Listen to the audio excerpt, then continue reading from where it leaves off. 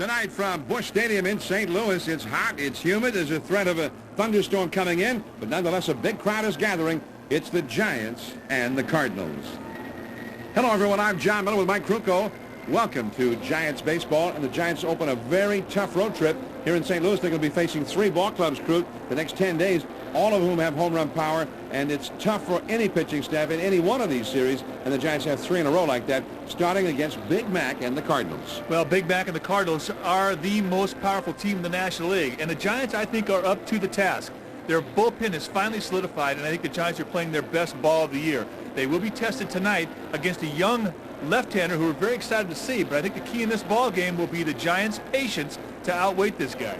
Russ Ortiz for the Giants and Ankiel for the Cardinals. The Cardinals are not quite the same team that we saw at Pacific Bell Park for one big reason. All the power is still in there, but they're without their outstanding leadoff man, and what a valuable acquisition he was. Fernando Vina got a hamstring problem. He's on the DL. Yeah, that is a big part of their offense. I mean, he's the table setter, not the guy with a lot of power, but he has really impressed Tony La Russa this year with the toughness that he shows at the top of the lineup. The guy who can work a walk, get a lot of pitches out of an opposing pitcher, and just get you a stolen base when you need it. He had a great series against the Giants back in San Francisco, so him not being in the series tonight and being put on the DL really will help the Giants. All right, so the Cardinals and the Giants, game 1 of the series, and we'll see Rick Ankiel. He's only 20 years of age and already one of the outstanding young prospects in the game. Russ Ortiz, an 18-game winner last year. He has not found that same form so far this year.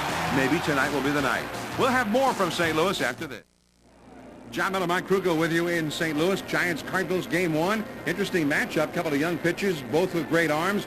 Rick Ankiel, a guy the Giants have not seen. He comes very highly recommended out of high school, and he just blew through every level of the Cardinals minor league system in short order, and he's been looking pretty impressive here in the big leagues too, Mike. You know, one of the teams that beat Ankiel last year, one of the few teams, he only had 3 losses in the minor league system last year, was the Fresno Grizzlies. A couple of those guys are in uniform tonight for the Giants, Felipe Crespo and Calvin Murray, and both of those players attest to how good the stuff is of Rick Ankiel, and what really separates him from everybody else is a curveball that is absolutely nasty. Now, if he gets that ball over the plate, it can be a rough night. Already he's averaging over a strikeout per inning. The key is do not try and get yourself to get good swings early in the count. Wait this guy out. The longer you wait, the better pitches you'll get. Young pitchers have a tendency to freak, and again, when they do freak out, that means they give you good pitches to hit in the strike zone. Wait for that, you'll do well. All right, now the Giants with Russ Ortiz, and he has had a problem keeping the ball in the ballpark, and that could be a real big problem against this team of all teams. Now, this is a tough lineup for 2 reasons. 1, they have lots of power, and 2, they wait you out. They're not going to go up there and hack at your pitch early in the count. So if you don't get strike 1 against this club, it can be a very long night. For Russ Ortiz, that'll be the key. If he gets strike 1, he'll have a good night.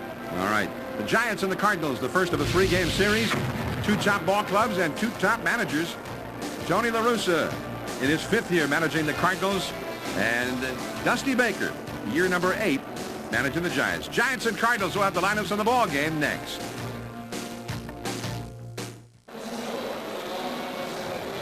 Even here after 7 o'clock local time, it is 87 degrees, the humidity 65%, and there's a pretty strong wind from the southwest at 15 miles an hour. It looks faster than that, though, right now. And there's a 70% chance of rain. In fact, in some of the surrounding areas, they're already under a severe storm warning. Not a watch, but a warning. That means it's upgraded from a watch to a warning. Could be trouble. Look out. Dusty Baker, Tony La Russa chatting each other up over at home plate with the umpires. There's Rick Ankiel, the 20-year-old lefty. Actually, he'll be 21 in the middle of next month. And he's gone a long time between starts as they try to set up their staff for the last portion of the pre-All-Star schedule. Ankiel will make 4 more starts, and all of them will be right here at Busch Stadium, where he is unbeaten this year. He has been much less successful on the road. Let's take a look at the National League West standings. The Giants, who had the day off yesterday after having their 5-game winning streak interrupted on Sunday. Arizona won last night, coming from behind in the late innings over San Diego 3-2. Now a half game up on Colorado and 3 up on the Los Angeles Dodgers. The Dodgers are in Houston tonight, and Colorado is in Cincinnati. Colorado trailing 2-1 in the last of the 2nd inning in their ball game. Dodgers and Houston just getting started. St. Louis, they had a 6-game winning streak last week, all on the road, and at that same time, Cincinnati lost 6 in a row. They actually had gone 7.5, or had a chance to go 7.5 up on Cincinnati Sunday night in L.A., but the Dodgers defeated them 6-3. So they're 6.5 ahead. A very healthy advantage in the Central Division. Ankiel heading in. So we're going to get started a little bit late here tonight. Ankiel took a little extra time getting warmed up for this game. 20 years old. He won't be 21 until July. And this guy has an incredible future ahead of him, but he still warms up like he just got out of high school. He got in the outfield and he was warming up as I see a lot of guys do. It's not unusual to see a guy do long toss before he gets on the mound. But he did something I've never seen before. He got out about 100 feet away from the foul line and he was throwing to his catcher. Then he started throwing 100-foot curveballs. And I'm not sure if that's the kind of release point you want to put in that muscle memory before you go out there and start a ball game. But whatever he's been doing it right. The last 4 starts, he's got 30 strikeouts against 7 walks. And his strikeout pitch is the curveball. You'll be impressed with how big it is and how much break there is on it. It's a straight down over the topper, and he'll top out around 93 miles per hour with the fastball. Dave Duncan, the pitching coach for the Cardinals, wants him to learn how to locate that fastball better. But again, that's wishful thinking. Not an easy chore to do for a youngster just 20 years old, and he's only in his 3rd year professionally.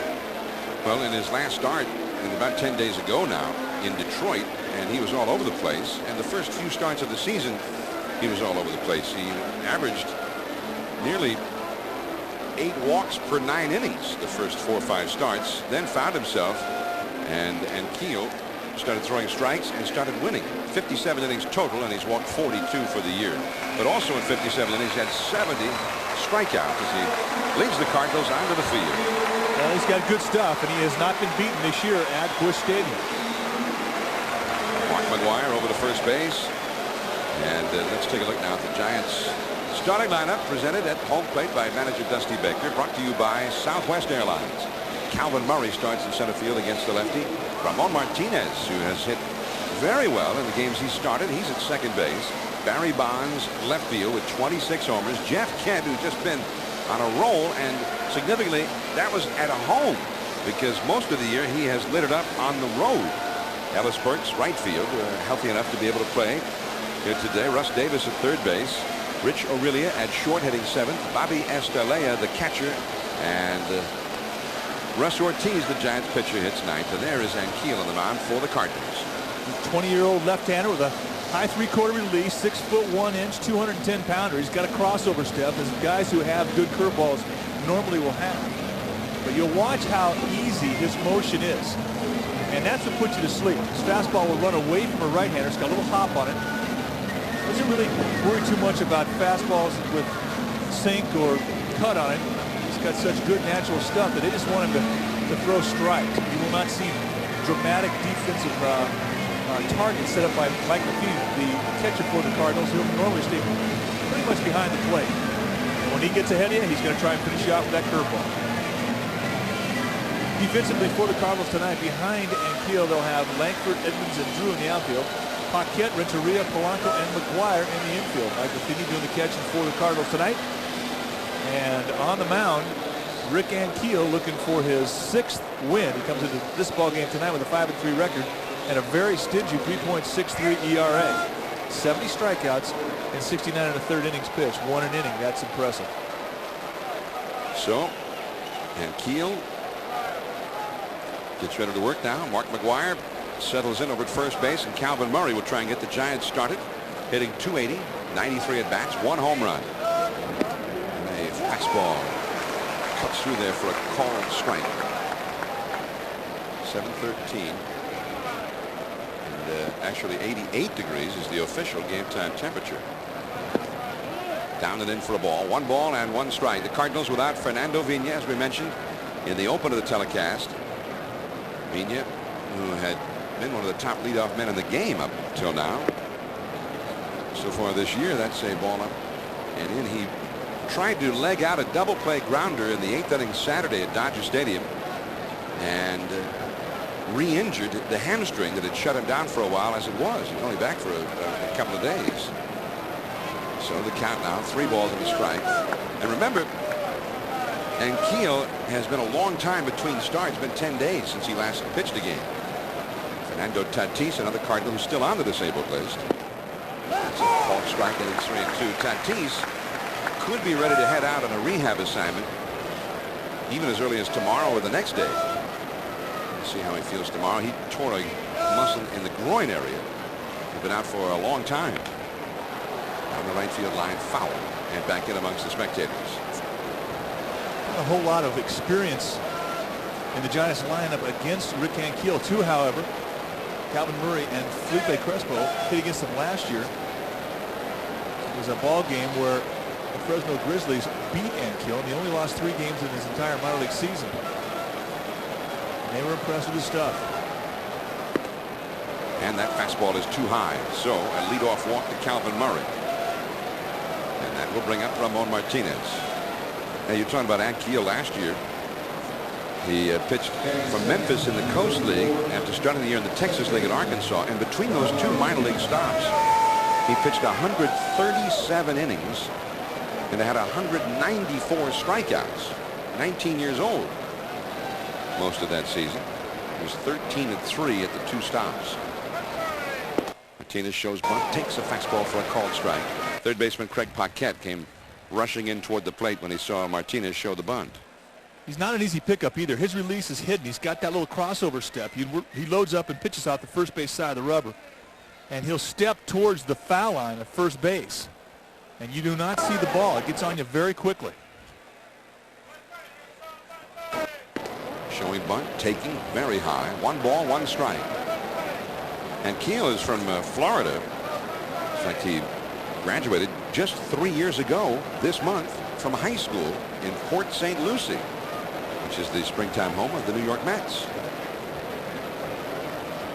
And his agent Scott Boras gave the Cardinals a tough time in negotiations.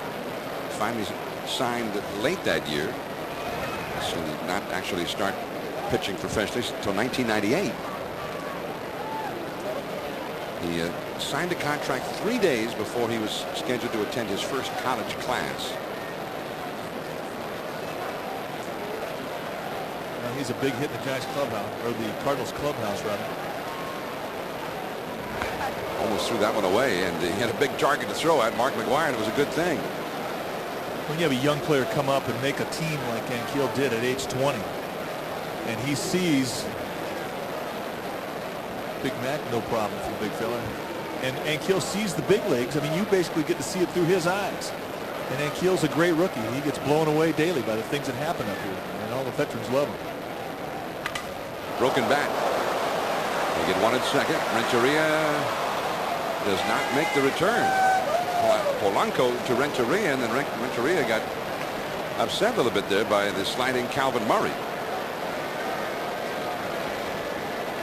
Well, he's making a statement now to Mike Van Fleet, the second base umpire, that they felt that he was out of the baseline and not able to reach second base. If that's the case, he's automatically out. Putting some heat on him? Oh, there's no way. I mean, he slid on his right side, so his arms are going to be away from the bag. But his path, if you look where his slide went by the bag, is well within an arm's length of the bag, which is where you have to be legal. Nevertheless, Tony La Russa making his presence felt, backing up his shortstop, and I think that's important. And they're making a contention that he is not within distance to touch the bag. He's swinging out to get him. His foot almost hits the bag. There's no way that can be a legitimate argument. That's not the intent of that instruction of the umpires. Here's Barry Bonds, 26 home runs, 52 batted in, 337 average, strike over the outside corner.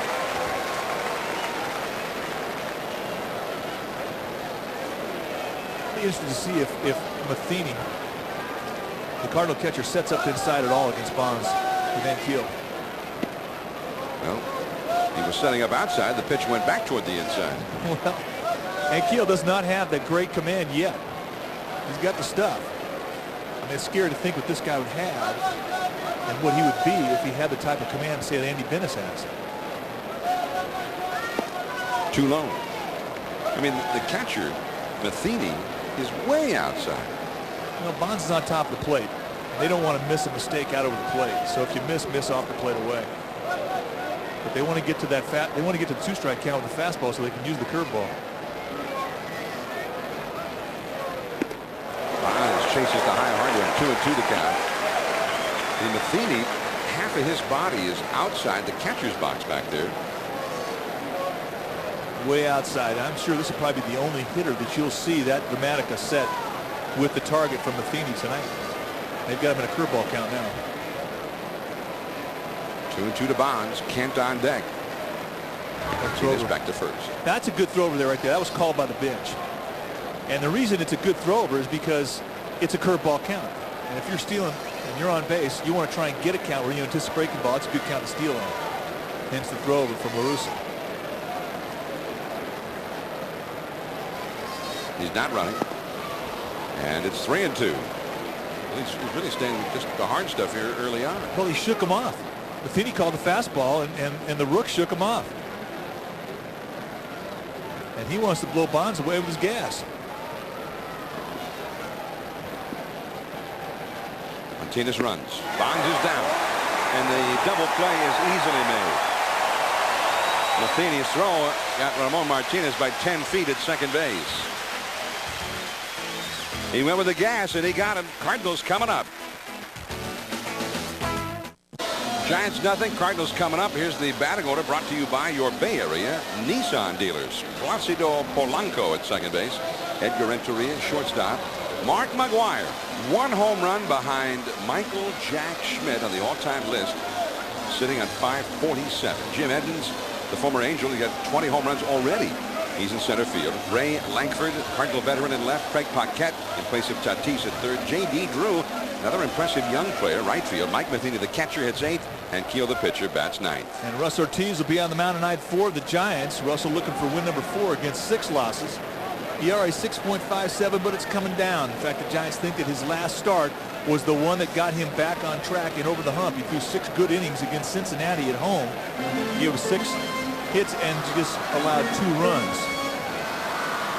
That's the outing we're talking about, and that's what Dave Righetti said is an outing to build on. Very high for ball 1 to Placido Polanco. Well, he's got some bad memories of his last start against the Cardinals. About a month and a half ago in San Francisco. It was the shortest outing of his major league career, the shortest start. And he's high again outside. Ball 2. 2 balls and no strikes. Gardner, or rather Ortiz, got knocked out after giving up 8 runs in 1 1/3 innings. That's in there for a called strike to Polanco. With Vina out, Cardinals not only lose their leadoff man, the igniter for their offense of sluggers, but they in effect lose one of their top guys off the bench. Polanco has been like a secret weapon off the bench for La Russa. Nice pitch right there, outside corner of the knees. 2-2. Well, this is a very difficult team to pitch against if you get put into fastball counts. And for Russ Ortiz, it's important this first time through the lineup. He has to impress upon the Cardinals that he can get everything over the plate. He struck him out. He's looking pretty quick there. Defensively for Dusty Baker's Giants tonight, they will have Bonds, Murray, and Burks in the outfield with Davis, Aurelia, Martinez, and Kent across the infield. Bobby Estalella doing the catching tonight. And Russ Ortiz trying to get the Giants off and running on this 10-game road trip. And he knows the importance of a good start. And he also knows the importance of himself getting back on track in the eyes of his teammates. And that's what he's trying to get. Edgar Renteria, strike on the outside. Lance Diaz, the home plate umpire. It's a good spot for him. He high right in the corner. Mark McGwire on deck. And back to the screen. 0-2 the count. I always like 0-2 counts first part of the game to really get on top of the curveball and snap it down in the dirt, see how big it was breaking. Miss with it, miss low. You don't want to miss this 0-2 pitch in the strike zone. You liked 0-2 counts early in the game. You liked it middle of the game. You liked it late in the game. Yeah, I do. Down and away. 1 ball, 2 strikes. But I mean, when you're out there, I think your stuff always changes a little bit when you go from the bullpen to the mound in the middle of the diamond, because your adrenaline starts to kick in and it accelerates your arm speed. There's a sharp breaker in the dirt. So So when you have the acceleration on the arm speed, oftentimes it takes you a while to get the feel of the pitch, to get it in the strike zone or get it to the location you want to get. That's why it's important that you get ahead with fastballs and then go to your other stuff just to feel it and get an idea what the ball's going to do. Back out of play, off to the right. 2 balls, 2 strikes to Renteria. No score, first inning in St. Louis. Big crowd on hand. Looks like we've got better than 40,000 in this ballpark that opened back in 1966. And on the shores of the mighty Mississippi. 2-2 the count. And again, he fouled it away.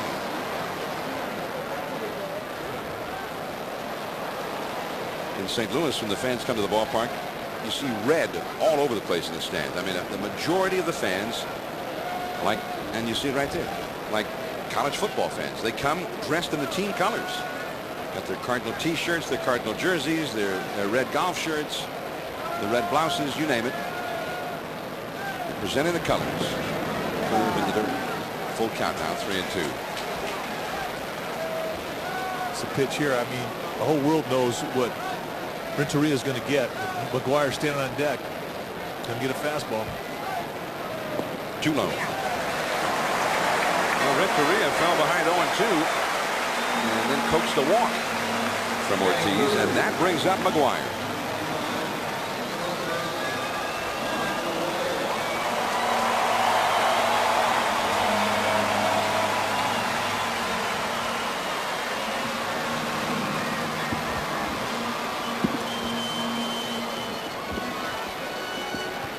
McGuire with 25 homers, even though he's missed 13 games this year with injury.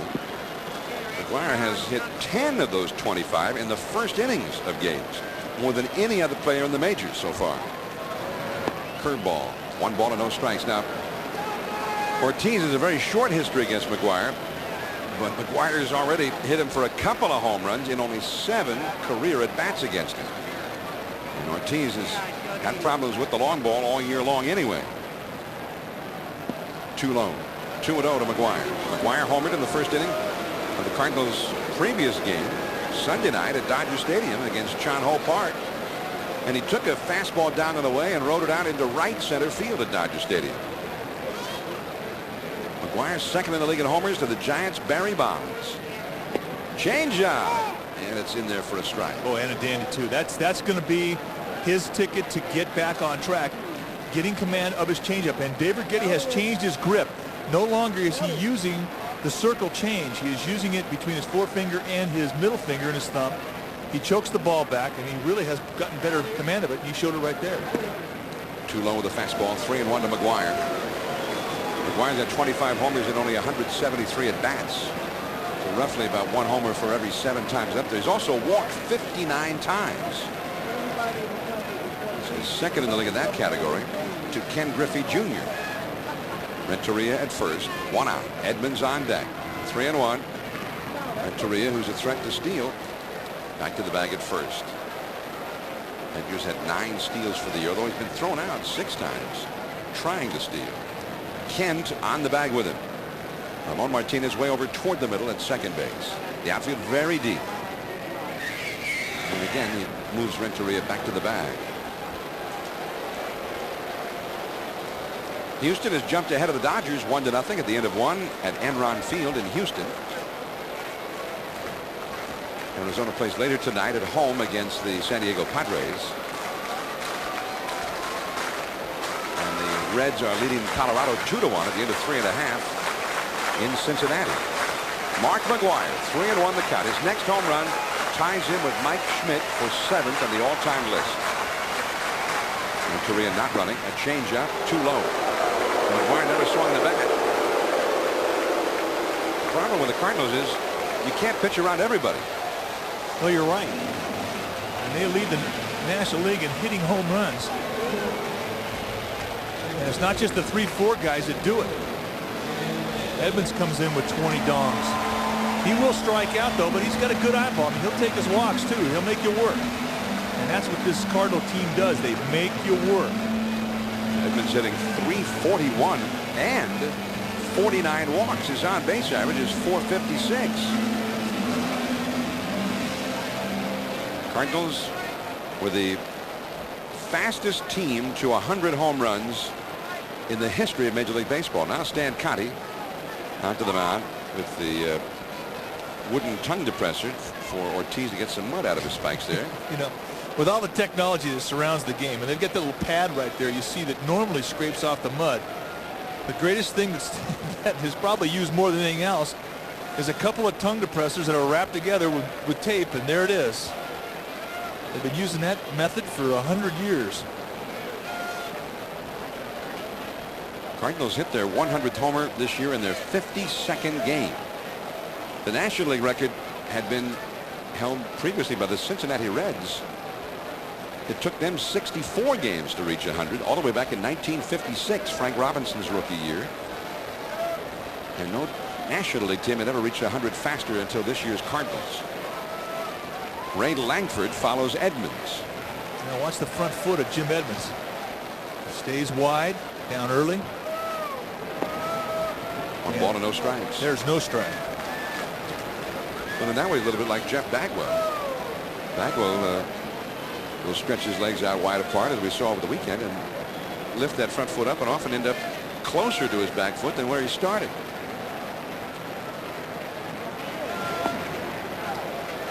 He didn't lift the foot up at all, does he? He just lifts it to a toe. Now guys will do that when they have problems pulling off the ball, and their hips leave the strike zone. And when he gets himself angled to where he wants his hips to point to, and that's always right out in front of home plate where the ball is going to be, the contact zone, then he's got himself locked to the strike zone, and he can cover it. 2-0 pitch right here, and he gets the strike on the inside. Nice pitch. 2-1 the count. Well, he has had a problem. You mentioned it. He had a problem with strikeouts. Struck out 79 times already in 68 games. Renteria at second, McGuire at first, 1 out. Renteria bluffing away from second. And what do you think? Was he just trying to distract him, or did he have intent on that one? Well, I think that he felt he had too big of a lead, and that's the best thing to do, is just bluff a throw back, just get him thinking, so he shortens up at second base. But I mean, Renteria, you think Renteria had it in his mind to steal? He took that running start up and away, and he swung at it and missed it. 2-2. No, I don't think Renteria is going to go with a left-handed hitter hitting. But if there's a giveaway now, if he doesn't check him with a couple of variations in his look, if he just goes back and looks once, here he didn't give him a look at all, and that'll screw a runner up more than anything. But you can't get predictable. If you do and he takes the bag, it's Ortiz's fault. But I don't think he really has an intention to take one unless it's a giveaway. 2-2 pitch. Struck him out. The foul tip held by Estelea. Got him with the high stuff. Just gas him. Guy's a good low ball hitter. They're pitching him up above the belt. That's by design. That's to the scouting report. The league has started to make some adjustments to Edmund, who really got off on a tear here, killing the ball low. They started to raise the ball up around the belt, and he has not been as effective as he was early in the year. When the Cardinals came into Pacific Bell Park the first time, Edmonds was hitting over 400. Here now, Ray Langford. Langford 226, but with 10 home runs. 2 on, 2 out. Curveball, and that's the best one he's thrown in the inning. It's 0-1. And Langford's a good guy to throw it to. He will chase down below. He's also got a hole on his hands inside. There's a good first pitch. They know he likes the first pitch fastball, and that's pitching right away from his tendency. And he goes chasing. He will chase. He's another guy who'll strike out a bunch of times, but he's dangerous. No score. 2 on, 2 out. This time he lays off the curve. 1 ball and 1 strike. Langford, 10 homers in 164 at bats. One area with the Cardinals, I mean, most of their runs have scored this year on home runs. They have not hit that well as a team with men in scoring position. Beauty. Fastball on the outside corner. Oh, and Langford guessed wrong, and you could see it in his face. They set up outside. They go right to the corner. Bang. Splits the upright. And Langford was guessing fastball in and got one away. Could not pull off a swing. 1-2. Renteria, McGuire, ready to go in anything. 2 down. High and tight with a fastball. 2-2. That's where they want to go. High inside at his hands. Good low ball hitter. Good down and in hitter. Sort of a classic lefty hack. Craig Paquette, a right-handed hitter, would be next. There's not yet been a ball put in play here in the inning by the Cardinals. 2 walks, 2 strikeouts. Curveball, and he just kind of waved at it, lifted the ball foul, out of play off to the left. Great location on that pitch. At the very least, he neutralized his hack there. He didn't have much drive behind that swing. Just sort of fought it off, emergency swing. You make a guy with that kind of power swing like that, you've done a good job with a good pitch. Ortiz battling through this first inning. Ray Lankford has hurt the Giants many times over the years. Curveball right through the middle. Well, hung that one up there. Base hit. Renteria will score, and the Cardinals lead 1-0.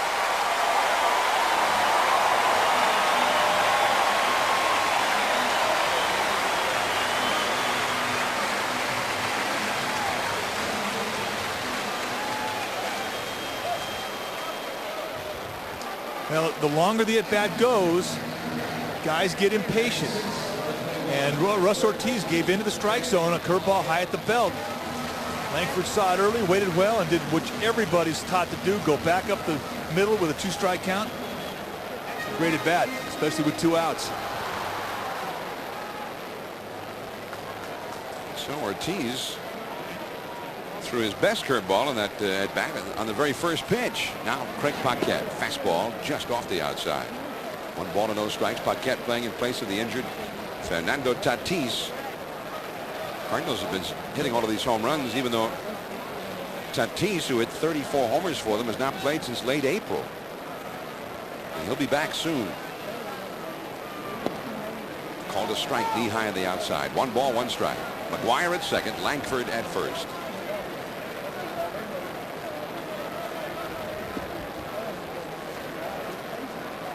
One ball, 1 strike to count to Craig Paquette. Curveball right over the middle, base hit. 1 hop. McGuire will be held at third by Jose Oquendo, and the bases are loaded.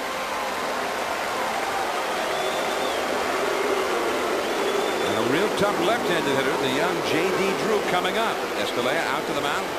So is Jeff Kent, and now Dave Righetti will come out as well. And they're hanging breaking ball right up around the belt. And those are areas where you see the ball early. It drops right into your wheelhouse.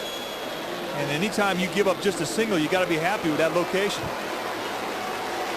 Dave Righetti right now is reminding him that curveball is not good deep in the count.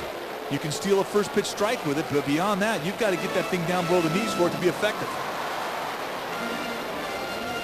And that's 32 pitches now in the inning for Ortiz. Another reason Righetti out there to give him a bit of a blow. You get into the 30 pitch level, you start to make mistakes, and we've seen 2, and he's paid dearly for them. Ortiz coming into this game in 75 1/3 innings this year, had allowed 87 hits, but also 42 walks. There have been a lot of base runners in his games. As you see, the 3 runners, McGuire, Lankford, and Paquette. And all of those base runners with 17 home runs thrown in. A lot of those home runs have come with men on base. Here's J.D. Drew. A strike to the outside. It's 0-1. First pitch changeup. Drew also a first ball fastball hitter, so they steered clear of that.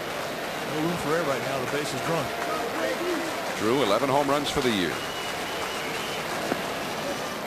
Just missing on the inside. That's a good pitch. I mean, anytime you go soft stuff away, get a strike, you come back in hard at the hands. That's a good sequence. Sit right up there. That's where Escalera wants it. Bang. 1 ball, 1 strike. And the changeup, 1-2. And I think that's how you got to get this guy out. He will swing as hard as you throw it. You can softball J.D. Drew to death. If you try and bang heads with him with a fastball, he'll wear you out. Here he's seen 2 changeup, and he has not adjusted to it very well. He hit a 3-run homer against Darren Dreifert Saturday in L.A. on an 0-2 fastball. Dreifert made a mistake. Too low with the changeup, 2-2. See, that's what I think he has to do. I think he has to start throwing these at bats where he throws 2 and 3 changeup. He's done it here. That sets his fastball up. 3 men on, 2 men out. And it's a full count now.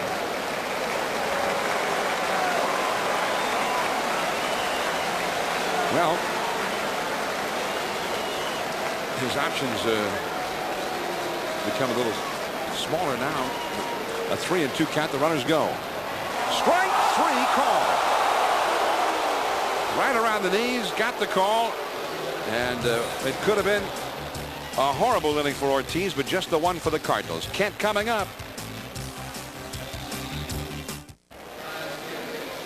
1-0 Cardinals as we head to the top of the 2nd inning. It's time now for Carl's Jr. in your face. If it doesn't get all over the place, it doesn't belong in your face.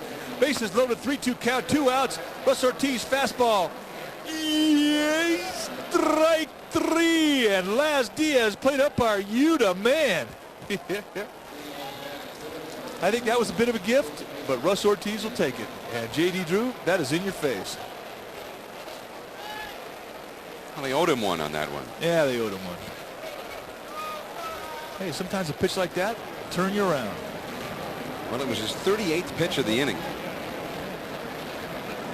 Russ Ortiz was happy to get it. Jeff Kent coming up.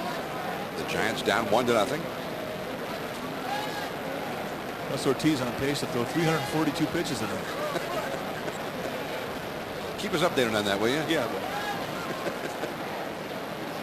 Jeff Kent.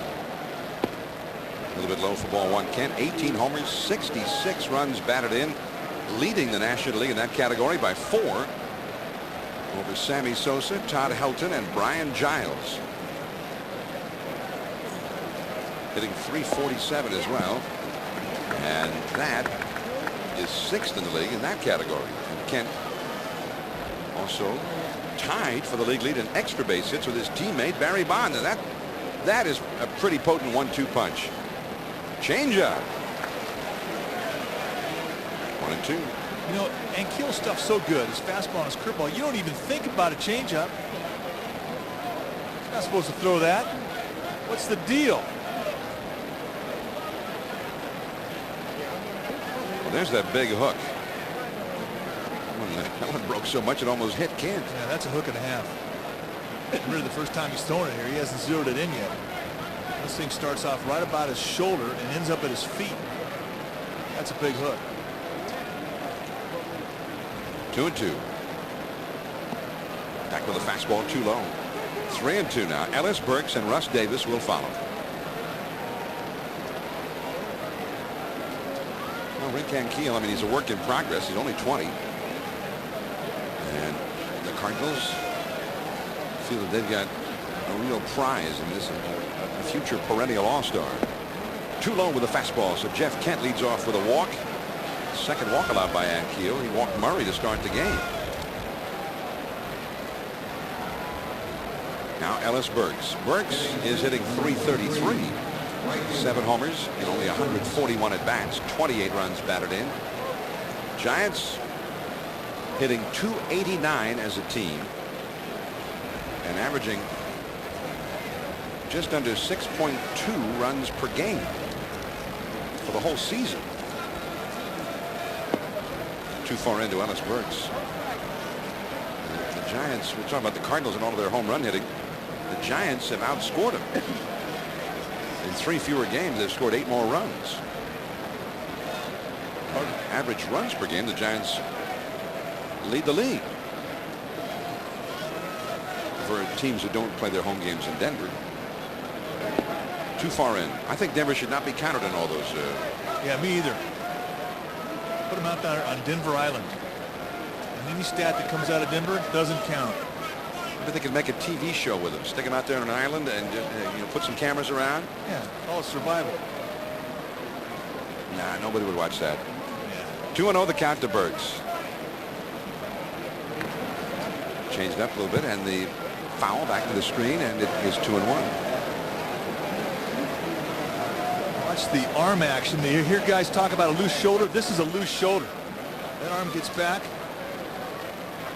and and really almost lays parallel to the ground as he externally rotates his arm. Oh, that's great arm snap there. To be 21 or 20 years old again. This guy is fluid.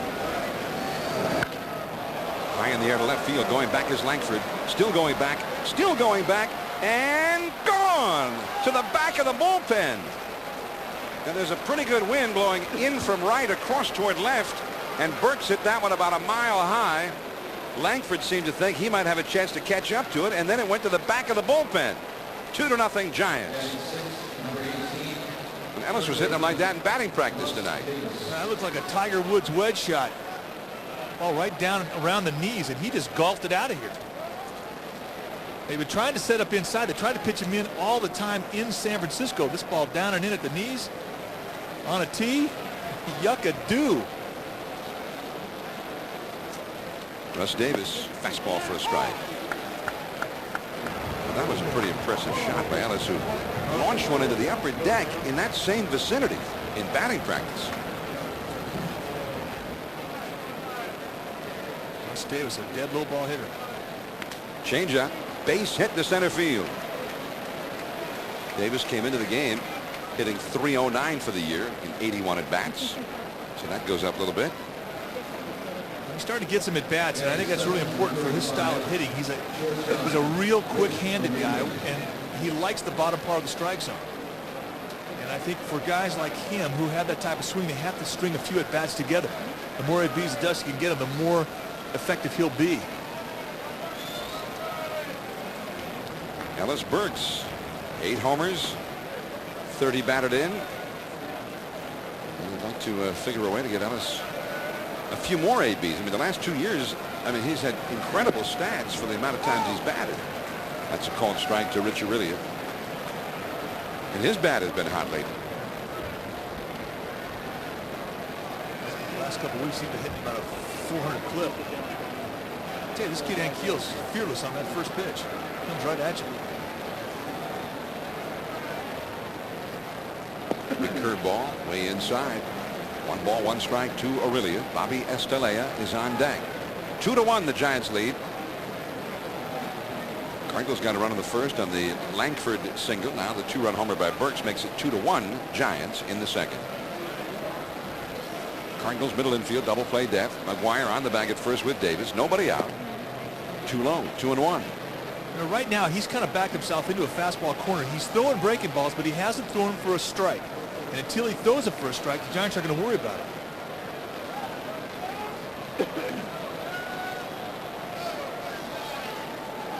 I mean, that breaking ball is so big. I mean, you think that makes it a little tougher to control it? Absolutely. It's foul on the first base side. 2-2 the count to Aurilia. That one hopped up into the crowd.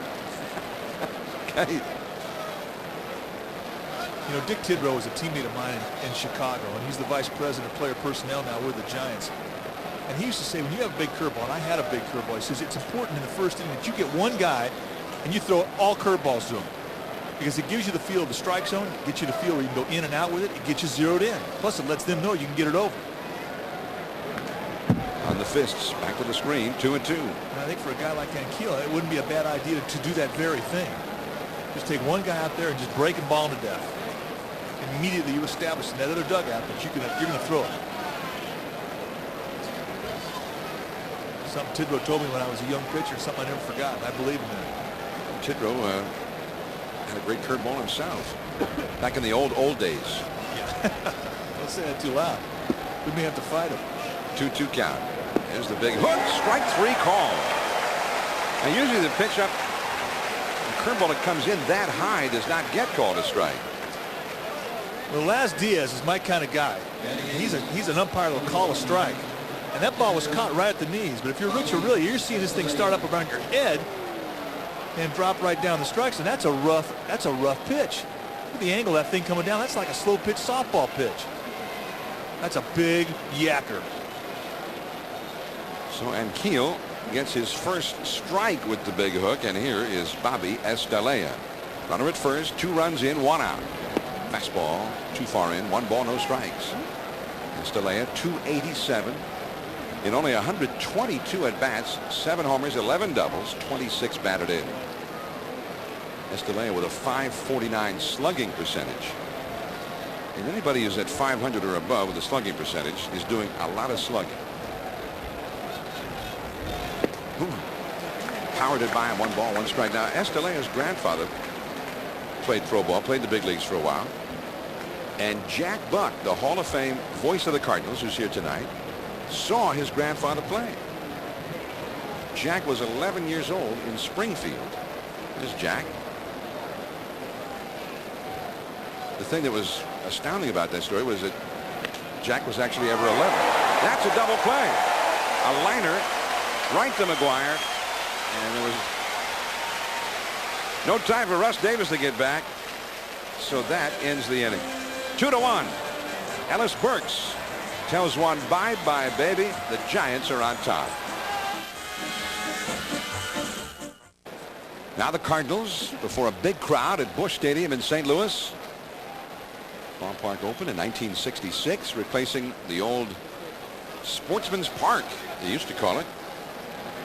And after the Anheuser-Busch people bought the ballpark, the name was changed to Busch Stadium. And then when they built the new ballpark, the name came with it. I never understood the connection. Mike Matheny, right-handed hitter, .259 average, 3 homers, 20 batted in. Ortiz misses, low and outside for ball 1. Well, there's some talk now about tearing this place down and building a new yard, and that's crazy. This is one of my favorite places. This place is beautiful. Great yard. Well, they saw Pacific Bell Park, and they want one of their own. That's too low, 2-0. This was built as a multi-purpose stadium and built in the same style as a lot of those other ones, like Riverfront Stadium and Three Rivers Stadium and Veterans Stadium. Big round bowl of a ballpark. Out of play off to the right. 2-1 the count to Matheny. The pitcher Ankiel is on deck. 2-1 the Giants are leading. Of course, the football team got a new stadium. And the Rams moved here from L.A. J.T. Snow's dad convinced him to move here. They built him a big new dome stadium. So this is a baseball-only park now. Out of play again. 2-2. J.T. Snow's father, Jack Snow, in the clubhouse today before the game, and he was showing everybody around the World Championship ring of the, I almost said Los Angeles, of the St. Louis Rams, and this is the biggest ring I've ever seen in my life. So, I mean, it's actually, you have to have a tour, like a guided tour of it. Looks like you have a TV tray on your hand. Oh, man, that was close.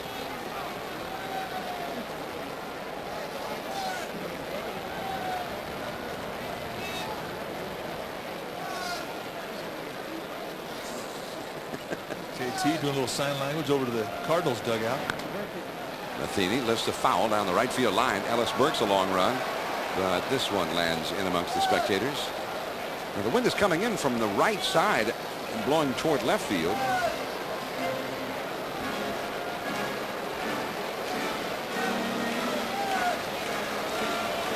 A little correspondence going back with an old teammate who's sitting across, Sean Dunston being that guy. Good friends around the cage before the game today. Sean Dunston holding court, all his old ex-teammates in the Giants. 3-2, and he walks it. Third walk by Ortiz. And he's had a real hard time after getting 2 strikes in a hitter, putting a hitter away. Right now, Sean Dunston's telling JT that this kid Ankiel can hit. He can hit. Ankiel with a couple of home runs and a triple. But he ain't going to get a chance to hit right now. I think they're going to bunt him. Matheny at first, Ankiel. I mean, he looks like a hitter up there. Looks like Stan Musial. There's the bunt up the first base side. Fowler. Kent picks it up. Well, he got off to a great start. He had hit about 600, had a couple of home runs, a triple, and the whole world started going, who is this guy? Then they started hooking him, and he hasn't had a hit in about a month. All right, so if you're Tony La Russa, you've shown bunt. He's bunted at it. He's fouled it. I mean, maybe he's going to get a fastball right now. A chance he let him swing away? I don't think so. I think they're going to bunt him again. Of course, Ankiel's a little bit of a flake. He may bunt 2 foul on purpose just to get 1 swing at Ortiz. 0-1 the count to Ankiel. A 20-year, how could a 20-year-old be a flake? He bunts it back toward the mound. Ortiz will have to go to first. Martinez over from second to cover. Ankiel got it done. 1-4 for the putout. Matheny moves over to second. You see the rotation with the second baseman coming over to cover, and Kent and Ortiz crashing hard to get the bunt, and Ankiel gets the job done. That's a productive out. Now Plácido Polanco, the leadoff man, never had a hit against the Giants.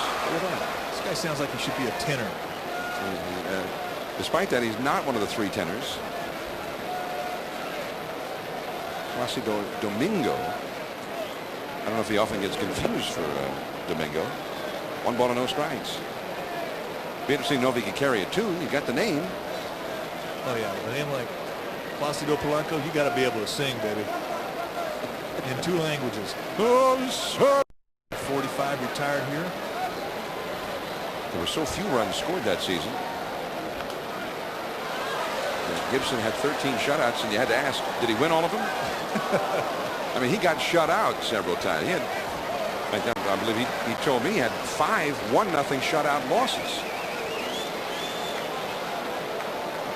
Bob Gibson in the Hall of Fame.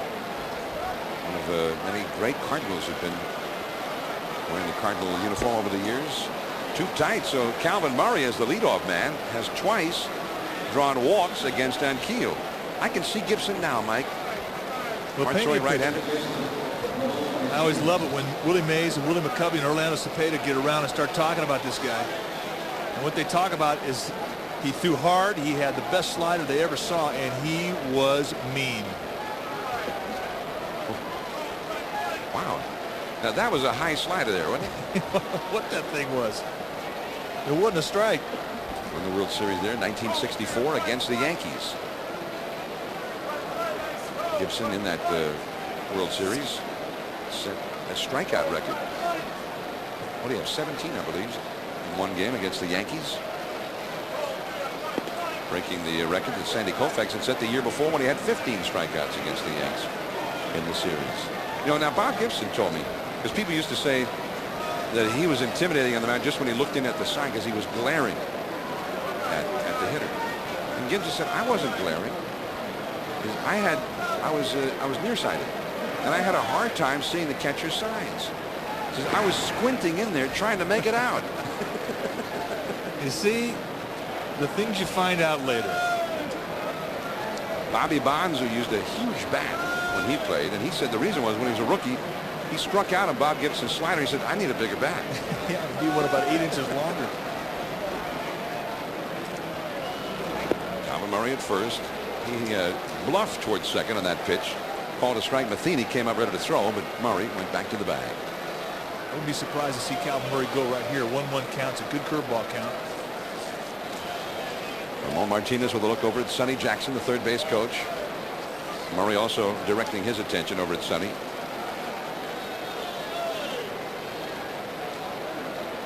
Ramon Martinez hit into a force play his first time. 2-1, the Giants lead. We're in the 3rd inning in St. Louis. There he goes. Matheny's throw. Good throw. He's out. Polanco with the tag.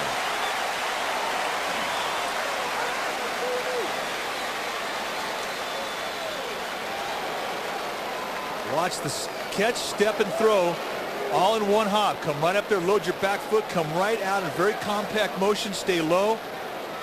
And here's where the play was made, I think, is the ability to keep this guy stopped. Ankiel not easy to steal off of.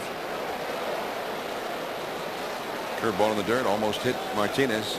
2 balls, 2 strikes, but now with 2 down and nobody on, Barry Bonds on deck.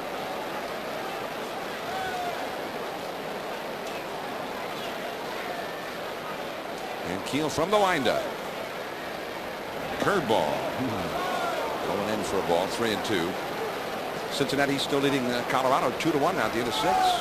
Colorado just been playing great baseball. One of the great early stories of the year, but they have not yet shown they can win away from Coors Field. That is called strike 3 on the inside, around the knees. Mark McGwire, Jim Edmonds, Ray Langford, the power coming up for the Cardinals.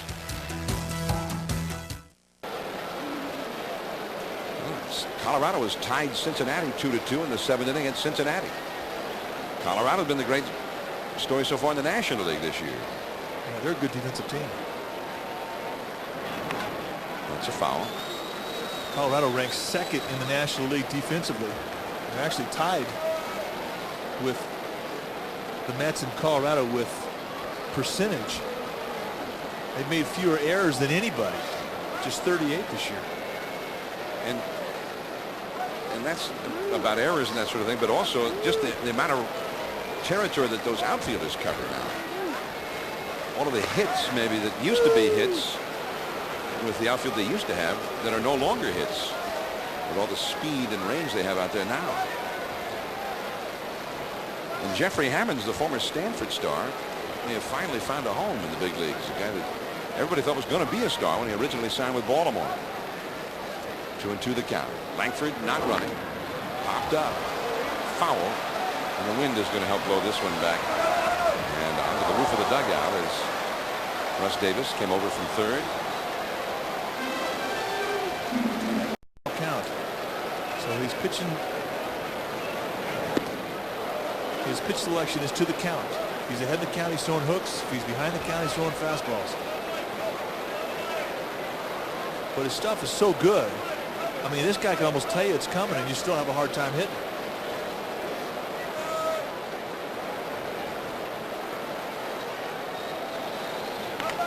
And really drives this one. Langford, boy, tough ball, and he plays it nicely.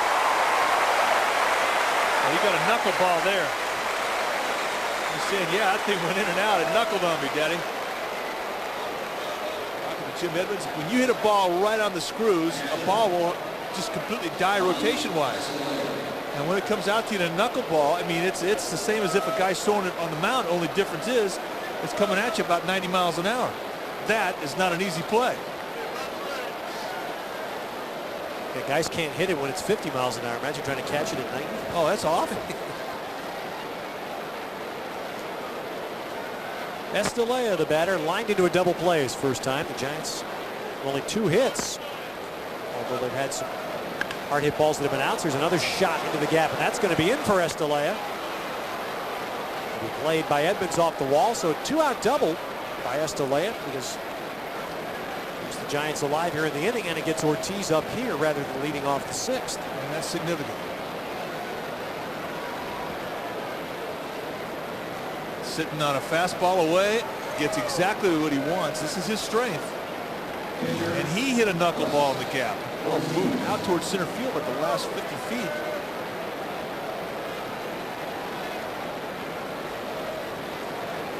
Great. Jack Buck was looking for Bobby Estalella tonight. Jack Buck saw Bobby Estalella's grandfather play in the minor leagues. Bobby's grandfather was, I think, the first, not the first, one of the first Cuban Americans to play in the big leagues back in the 30s. Jack Buck said he broadcast him in Springfield, Massachusetts. And they say he was built like Bobby, too. There's Jack Buck on your right. Hall of Fame broadcaster. One of our favorites. Hall of Fame person. Oh, boy, is he great.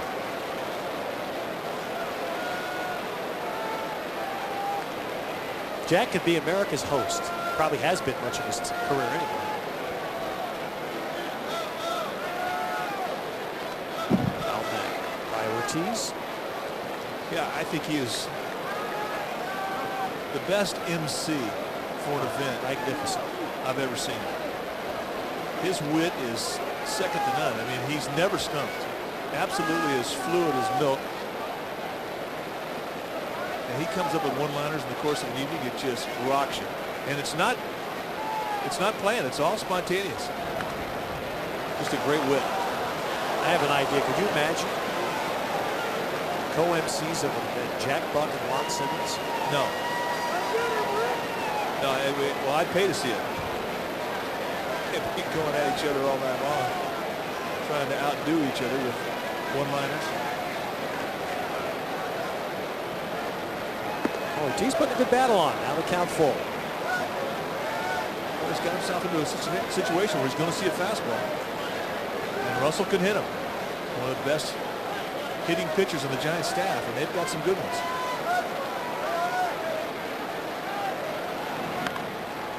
Roller to the right side. Gobbled up by Polanco. So the 2-out double by Estrella does not hurt. Now in the bottom of the 5th, Ortiz will be challenged by McGuire and Edmonds in a 2-2 game. Time now for this date in Giants history, brought to you by the State Compensation Insurance Fund. On June 20th, 1971, that's when the Giants swept the Padres in a double dip, and Willie McCovey's 3-run pinch homer in the 8th inning won game 1 6-2, and then Steve Stone fired a 3-hit 2-0 gem in the 2nd game. And that is this date in Giants history. Steve Stone, a Giant. You have to think back to remember that. Oh yeah, his original team. Steve Stone came up that year in 1971 and returned to a veteran on that staff, Gaylord Perry. Asked for some help. Gaylord Perry said, well, if you come out tomorrow, let's say at 10 in the morning before a day game or something, I'll be willing to share some tips with you that would help you pitch in the big leagues. Steve Stone said, well, that's great, Mr. Perry. I really appreciate that. And Gaylord said, by the way, bring $2,500 with you. Now, Stone was making about $12,000 salary. He didn't go. And we knew exactly what Gaylord was going to teach him. I don't blame him. That's weak. Gaylord helped the kid, for crying out loud. All right, here's Renteria to start the bottom of the 5th. McGuire and Edmonds to follow. Renteria has walked and lined out to first. Well, it looks like by the board, the Yankees beat Pedro Martinez tonight. 3-0 at Fenway. 3 home runs by the Yankees. Jeter, Williams, and O'Neill. It's a big at bat right here. Ortiz cannot walk Renteria. He's got to challenge him.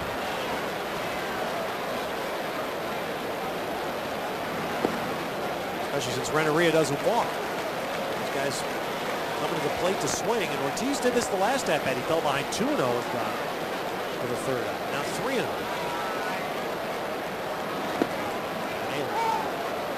He's got to go right at him, same pitch. Nothing cute here. Make him swing the bat.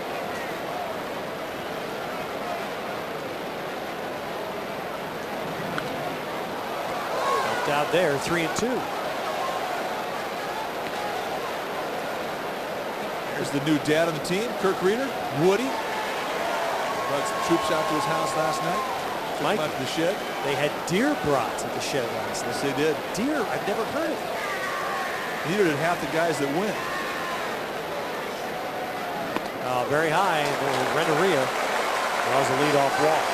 Ouch. Now you're in your stretch of the heart. You're going to have to work your tail off here or get lucky. Here comes McGuire. McGuire wanted to pass along hello tonight to his very good friend, Jason Giambi, who we figured would be watching tonight. He said, tell Jason no Mexican food tonight. Well, these two stay in touch throughout the season, always have since Mark McGuire left the A's.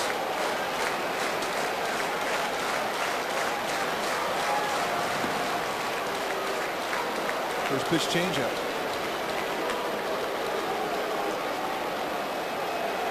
I think it's a good move right here from Estrella. Calm him down. Mr. Baker shaking his head. He knows he's digging himself a hole. McGuire doesn't hit into a lot of ground ball double plays. He hits them too hard. Only hitting the 3 this year. I mean, he can break in a glove with a ground ball.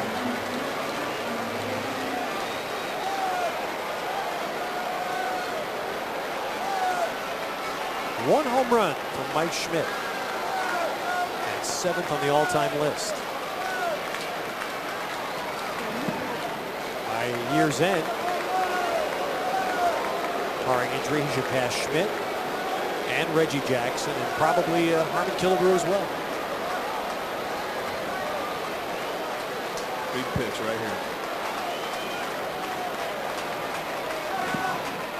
3-0.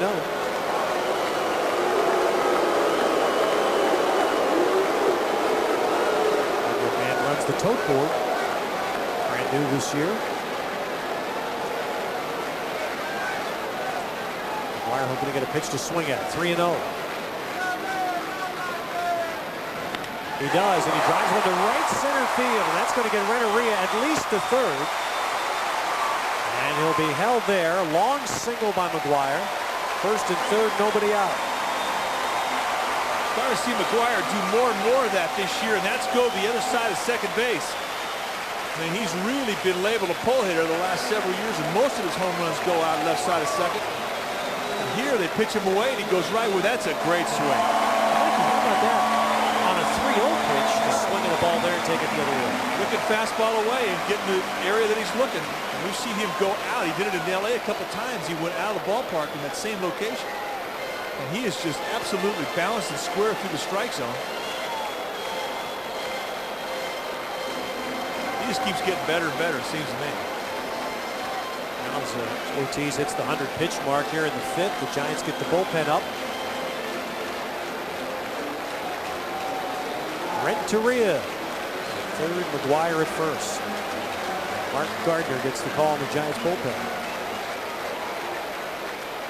Jim Edmonds will be the batter, and he's a big story right now, having homered in the 3rd inning to tie the game, having brought back a home run by Ellis Burks in the 4th inning that would have put the Giants in front.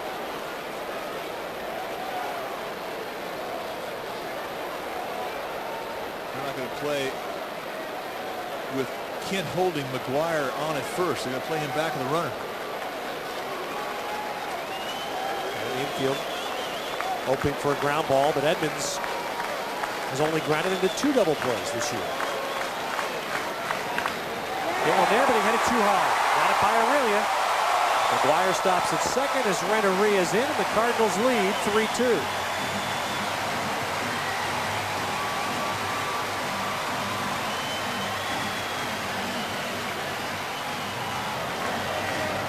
One of the things about Edmonds' style, watch that front leg stay still, that head absolutely calm. There is no slide, no drop down in his eyesight to the ball. He's getting a good look at the ball, goes away with it. Great approach. Getty back out. What concerns the Giants right here, Mikey, with still nobody out in the inning, is if Ortiz not able to regroup here, this could get away from him. Well, I think it's good concern. I mean, you got to wonder how many bullets he's got left in his gun. He's been throwing out the stretch all night long. They need a ground ball. He's not really a ground ball guy. He's a strikeout fly ball guy. And that's why Gardner's up. He's a pitcher that can get a ground ball. They have to be thinking right now as to how much farther they're going to go with Ortiz. We don't know from here whether Gardner's ready or not. I thought the move might be made right here. Langford, a guy with the ability to hit one out and all of a sudden make this a big inning. Langford singled in a run in the 1st and even walked in the 3rd.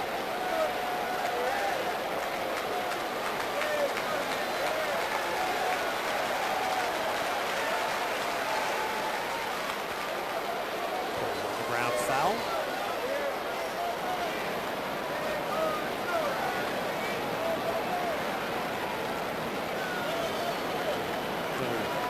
The case of time flying by. Like the 10th year for Langford as a Cardinal. Unbelievable. Yeah, it really is.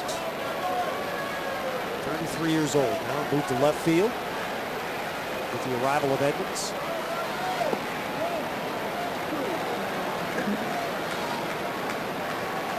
I would say that we have seen Langford through the years make more late game home runs than we ever care to see.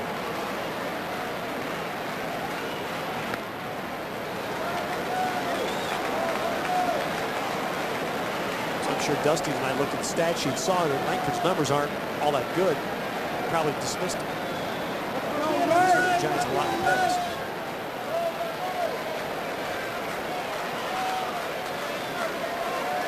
Ortiz is shook. One white. 2-2. When you reach back there, that's the best fastball he's throwing. Miss it back. Right at him with the fastball. By you. Now it's up to Langford to make an adjustment here, which he'll do in 2 strikes, and it'll be tough to throw that same fastball by him. And he'll want to go with it. He just threw one by him.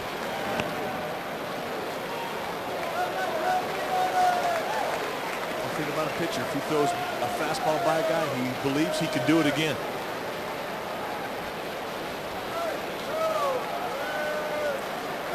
Dwyer at second, Edmonds at first with nobody out, and a run in to give the Cardinals the lead. Ortiz wiped it again. Hit to right. Burks chasing. Burks will get there. And McGuire not able to advance. Now, one thing about having Mark McGuire on the base pass is he will plug him up a bit. And that may work in the Giants' favor. That ball right there is deep enough where anybody else on the team would have been able to go back to the second base and tag and go to third, and it would have been a first and third one-out situation. So the fact that McGuire could not do that was a big break, and that's not a productive out for the Cardinals.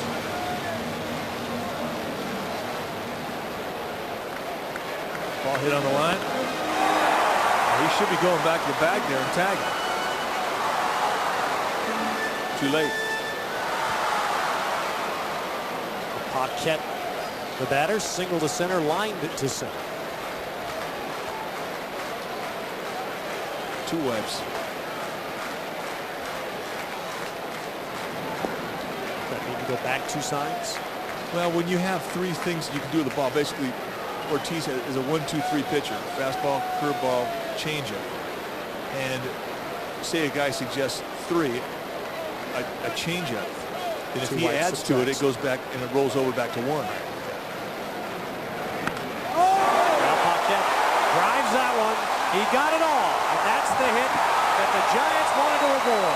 3-run homer by Paquette, and the Cardinals now have a 4-run lead.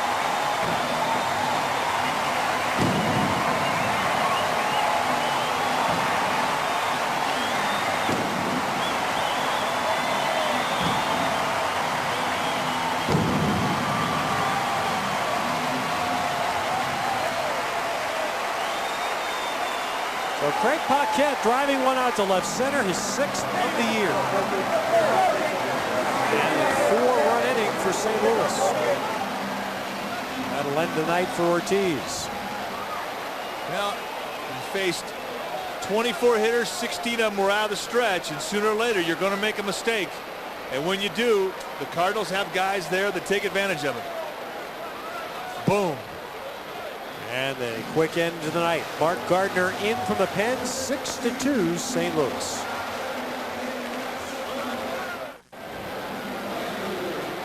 Four runs for St. Louis in the bottom of the 5th, driving Russ Ortiz from the game and bringing out Mark Gardner. And Gardner will start with a clean slate. Bases empty, 1 out, and J.D. Drew, the batter. Drew struck out twice against Ortiz. Mark hasn't pitched very much lately since went back to the bullpen. The surgery that Laurie underwent.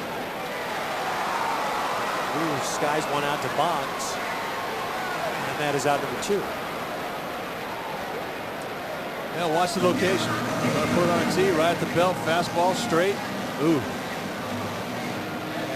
You just cannot reach back and keep grabbing more fastball when you have 24 hitters faced and 16 of them are out of the stretch. Sooner or later, you're going to wear down, and that's what happened to Ortiz. Full extension, no doubt about it.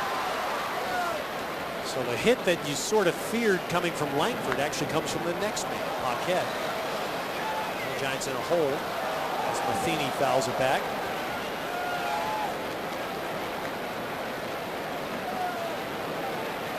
Craig Paquette playing third base tonight. He might not be playing tomorrow night. There's some thought the Cardinals might bring Fernando Tatis back as early as tomorrow night.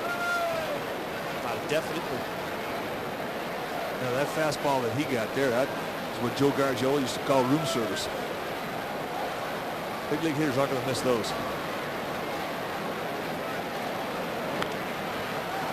This one popped up.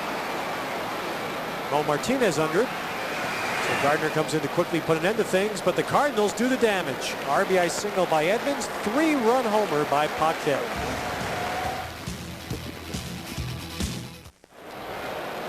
Dodge National League scoreboard. Ryan Dempster, the impressive young Marlins pitcher, won his 8th game tonight. 2 homers by Alex Gonzalez. Pittsburgh with the win in Montreal.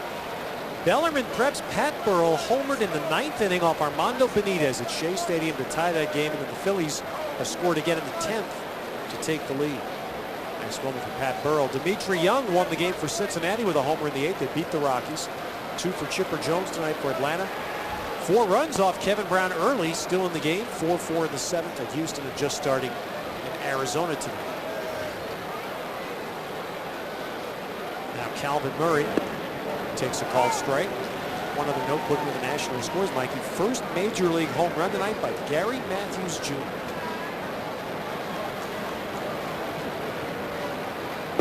For the Cubs. I'm sure that'll make the old man proud. That's one phone call that I don't think Junior's going to have to wait too long for after the game. Sarge.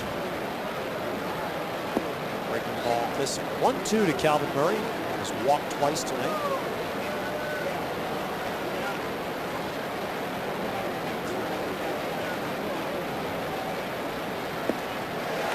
Fastball by him. 7 strikeouts for Ankiel. That's the 4th time tonight that Ankiel has started the inning off with a strikeout.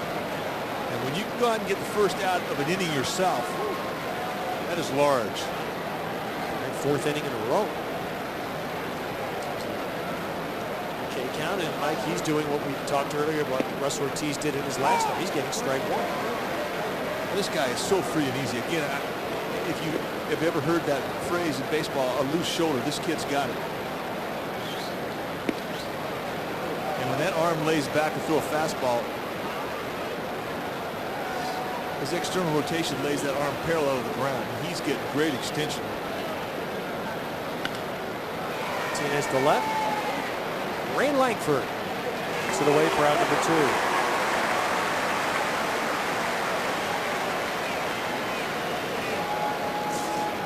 Take a look at our Giants leaderboard, brought to you by CHW Bay Area, the leader in sports medicine. Major League home run leaders, Barry Bonds on top of the list with 26. Mark McGwire right on his tail with 25. And that's the major leagues. Carlos Delgado leading the American Leagues over there with Toronto with 24. Well, Bonds hoping the 3rd time's better. He has struck out twice. In fact, I don't think he's hit a ball yet.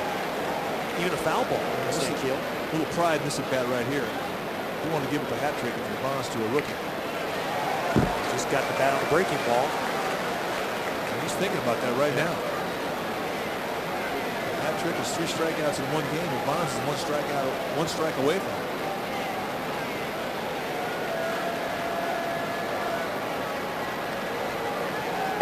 You got it. Great pitch. Well, that's some clinic tonight, the way he's struck out Barry Bonds 3 times.